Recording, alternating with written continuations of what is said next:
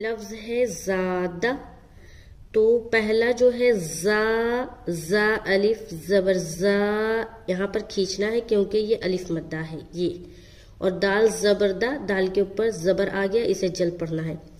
تو زا کو سیٹی کی طرح نکالیں گے، زا الف زبر زا، دال زبر دا، زادہ۔ کہاں پر ہم نے کھینچا؟ یہاں پر زا میں ہم نے کھینچا، دا کو ہم نے جلد ادا کیا۔ کیوں؟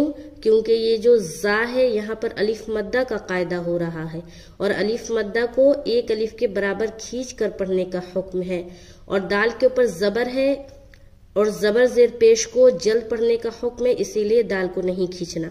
تو کھینچنا کہاں ہے؟ یہاں پر زادہ، زادہ سیٹی کی طرح سخت ادا ہوگا، زا زادہ، زادہ، زادہ۔ سمجھ آ رہی ہے؟